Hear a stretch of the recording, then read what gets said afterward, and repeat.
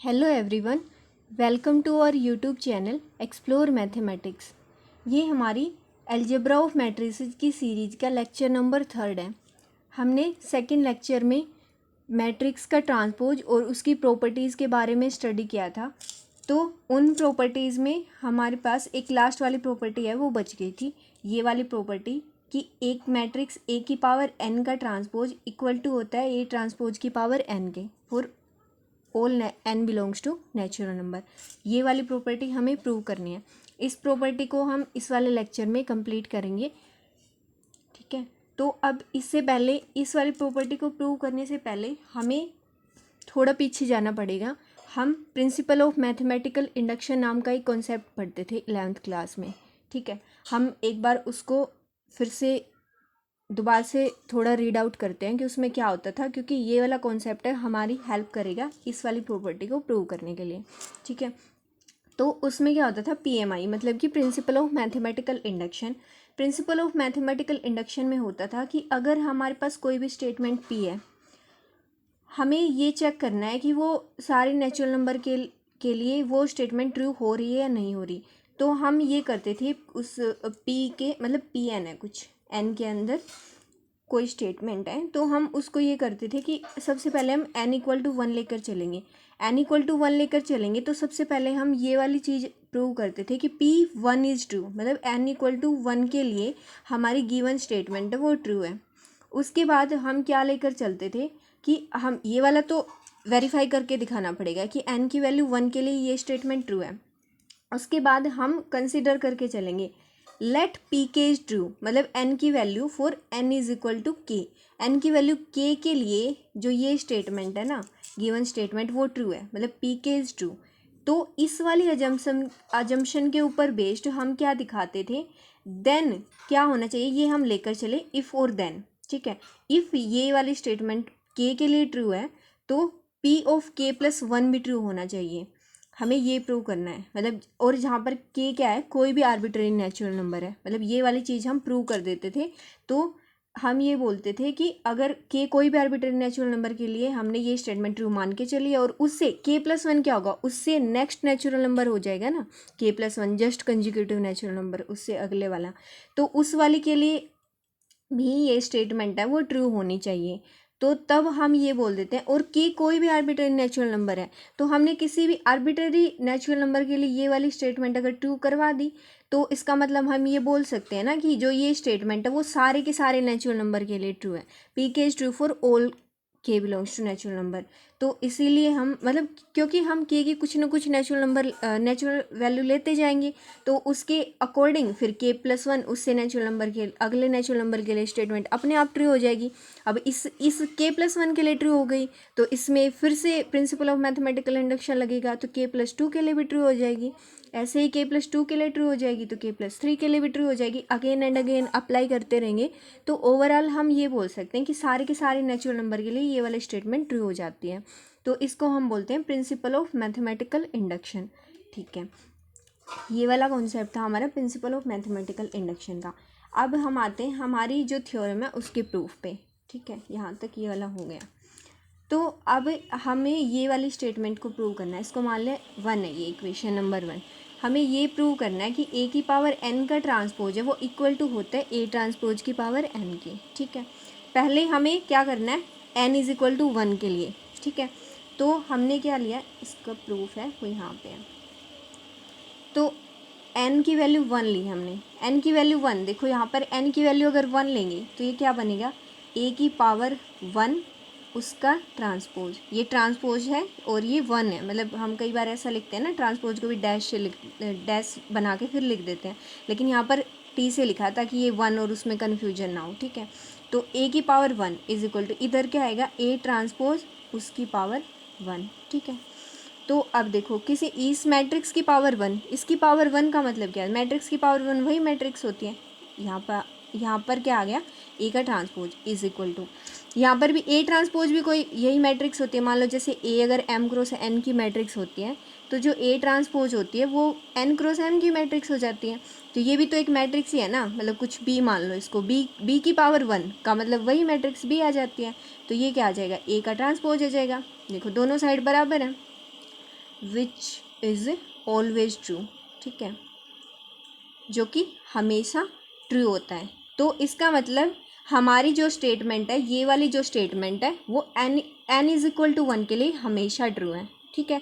तो हम ये बोल सकते हैं, अगर हम इस स्टेटमेंट को p माने तो इसका मतलब p ऑफ 1 इज ट्रू, ठीक है। तो 1 के लिए हमने ट्रू दिखा दिया इसको। तो अब हम क्या करेंगे, कोई भी आर्बिट्रेरी के लेकर चलेंगे, n की जगह पर कुछ भी के लेकर चलेंगे। उसके बाद हम k+1 के लिए ये वाली स्टेटमेंट है, ये वाला रिजल्ट है, उसको ट्रू प्रूव करके दिखाएंगे, ठीक है। अब हम लेकर चलते हैं, हमने लिया let n is equal to K be arbitrary. कोई भी आर्बिट्रेरी ले लिया हमने के को, कोई भी आर्बिट्रेरी नेचुरल नंबर है, ठीक है। उसके लिए हमारा देखो ये वाली स्टेटमेंट थी ना कि a की पावर n का transpose is equal to a transpose की पावर n। तो n की जगह पर हम k पुट करेंगे तो ये क्या बनेगा, a की पावर k का transpose is equal to a transpose की पावर k। तो ये क्या बनेगा, a की पावर k का transpose is equal to a transpose की पावर k, ठीक है। हमने ये लेट करके चले हैं, हम इसको मान लो सेकेंड, ठीक है। ये वाला हम मान कर चले हैं, ये वाला मान कर चले हैं। तो हमें प्रूव क्या करना है, we have to prove that, अब देखो हमें ये पता है कि जब हम ये वाला करके चल रहे थे ना, जब हमें पी के ट्रू लेकर चल रहे थे, हमने मान लिया सेकंड इक्वेशन में एन को के पुट करके कि वो वाली स्टेटमेंट कि ए की पावर के का ट्रांसपोज है, ए ट्रांसपोज की पावर के इक्वल है। तो हमने पी के को ट्रू मान के चले हम। तो हमें क्या प्रूव करना था, पी के प्लस 1 ट्रू है, पी के प्लस 1 ट्रू है। इसका मतलब यहाँ पर अगर हम एन की जगह पर के प्लस 1 पुट करेंगे ना, तो तब भी ये वाली स्टेटमेंट ट्रू हो जाएगी। हमें ये वाली चीज़ प्रूव करनी है पी के प्लस 1 को ट्रू दिखाने के लिए, ठीक है। तो हमें प्रूव क्या करना है, इसी वाली चीज़ में हमें यहाँ पर प्रूव करना है, मतलब हम लिख कर चलेंगे पहले कि हमें क्या प्रूव करना है, ताकि हमें ये ध्यान रहे कि हमें कहाँ तक पहुँचना है ओवरऑल, ठीक है, कौन से रिजल्ट के ऊपर हमें जाना है। तो अब देखो हमें ये करना है कि a की पावर n की जगह पर यहाँ पर n लिखा था, इसमें हमें k लिखा था n की जगह पर, अब यहाँ पर k+1 लिखना है।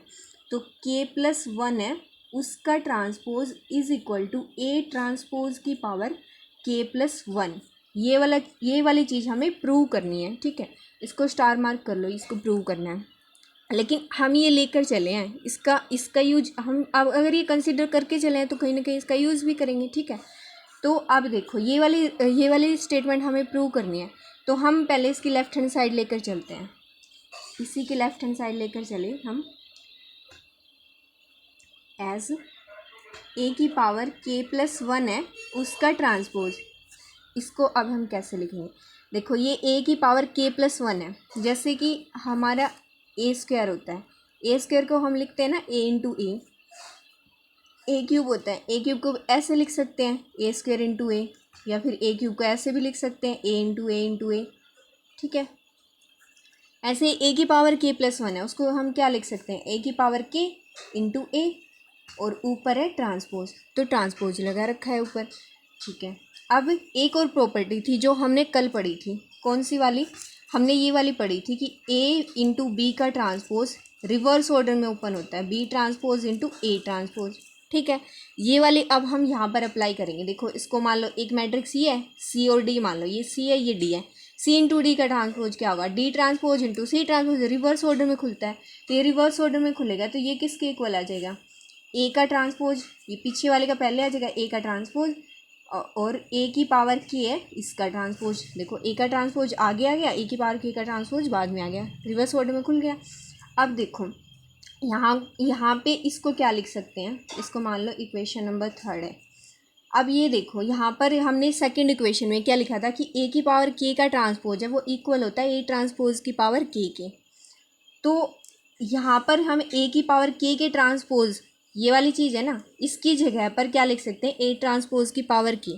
तो हम लिखेंगे using equation number second in equation number third. जब हम सेकंड का यूज इक्वेशन नंबर थर्ड में करेंगे तो लेफ्ट हैंड साइड तो यो क्यों है, a की पावर k+1 उसका transpose is equal to a का ट्रांसपोज इंटू, इसकी जगह पर हमें लिखना है a ट्रांसपोज की पावर k, ठीक है।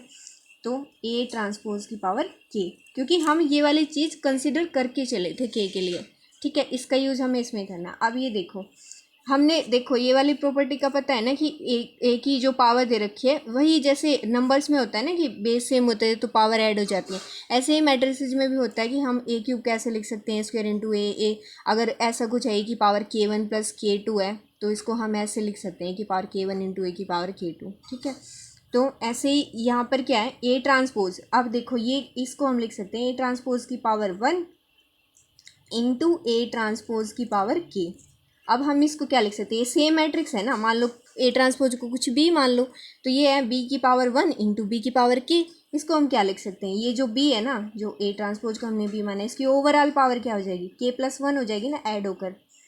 तो ये वाली चीज़ है वो इसके इक्वल आ गई। अब ध्यान से देखो, ये वाली मतलब हमने क्या प्रूव कर दिया, हैंस ए की पावर K+1 का जो ट्रांसपोज है वो इक्वल टू आ गया ए ट्रांसपोज की पावर K+1 के।